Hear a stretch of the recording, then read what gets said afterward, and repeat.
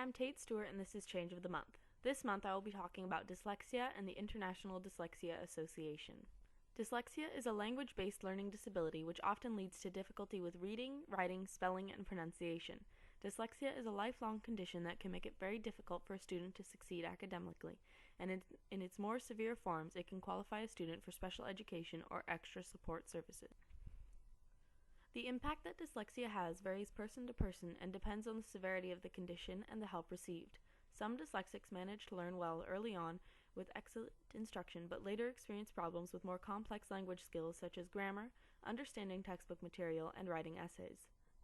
Dyslexia can also affect one's self-image. Students with dyslexia often end up feeling dumb and less capable than they actually are. After experiencing this stress due to academic problems, many students may become discouraged about moving forward with their education. However, dyslexia is not due to either lack of intelligence or desire to learn. With appropriate teaching methods, dyslexics can learn successfully.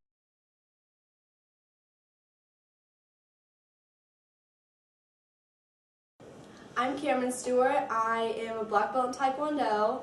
I'm a gymnast, and I also have dyslexia. Okay. How has dyslexia affected your life? It's caused it to be a lot harder for me to catch up with the other kids in reading and spelling and math, and because that's like a huge thing in life. And it's just made it so I'm slower, but it doesn't mean I'm not smarter. What are some of the things you struggle with because of your dyslexia? Some of the things I struggle with, mainly it's spelling and writing. And then I also struggle with math. When you're writing words, your mind like connects differently than others. So it's like the letters will be flipped around, and it would make sense to you, but when other people read it, they would be it just doesn't make sense at all. What did you have to do to help overcome your dyslexia? I went to special classes. I took time off from school and went to special classes that worked strictly with dyslexic people. And what they did is we would use our hands to create memories. So if we were spelling out a word, we'd use clay, and we would make the word out of clay. So we'd shape an A, shape a B, shape a C, and then we would make a picture out of the clay to show what it is. And then we also wrote words in sand and drew pictures in sand, and just activities like that. So it was a lot of the sensory that helped? Yeah, it was a lot of the sensory, touch. Does having a computer to work on help? Yeah, having the computer works a lot because we have spell check now, and spell check is the most amazing thing in the world. So I actually didn't learn how to read until at the beginning of 4th grade, which is kind of crazy because most people learn how to read in kindergarten. Do you still hate reading?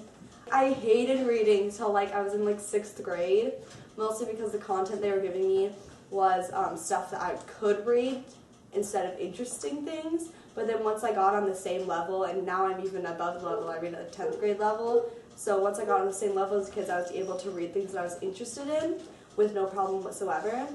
And now I even raise my hand when they're like, who wants to read? And I'm just like, I can read.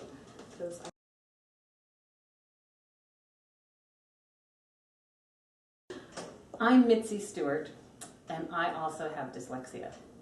So I've heard that your experience with dyslexia was a lot different than mine. And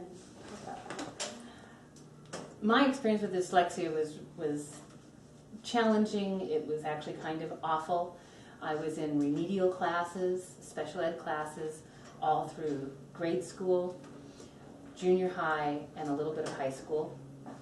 It wasn't till junior high that they actually put a name to what I was struggling with.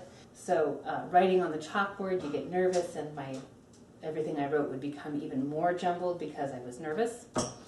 And then I would get teased. I was teased all through grade school and a good portion of junior high. What kind of things did they do to help you with your? What I got was just more rewrite it, write it again, rewrite it, do it again. Yeah. And then given really dumbed down work, because I'm not unintelligent, I just couldn't read it. And so I was given work that made me feel stupid. So I actually almost dropped out of school. I kind of quit doing the work because if the teachers were going to label me as dumb, I might as well just not do the work and be dumb. Yeah, I was also in special education, so, like IP, so individualized programming, and they put me in classes with, like, the kids that weren't as capable as I was, so it made me feel like I was a lot different than the other kids, which my mom reassured me that I wasn't, until I got older and my mom fought to get me out of those classes because they would just lower my self-esteem as much. But you grew up in those classes the whole time. The whole time. In high school, in the end of junior high and high school, I had some teachers that really understood that it wasn't that I was dumb or wasn't doing the work, and I had some teachers that were really great and helped me at least get through school. But school was a horrible experience, and so I didn't go back to school. I went to college after I was married and had children, and I graduated from college with honors. There's been a lot of changes since then. Yeah, that's good changes, though. Very good changes. The International Dyslexia Association is an organization that is dedicated to the study and treatment of dyslexia. They serve individuals with dyslexia, their families, and professionals. The IDA aims to pursue and provide the largest range of information and services that address dyslexia and the difficulties it brings. If you are interested in learning more or making a donation, please visit www.interdys.org.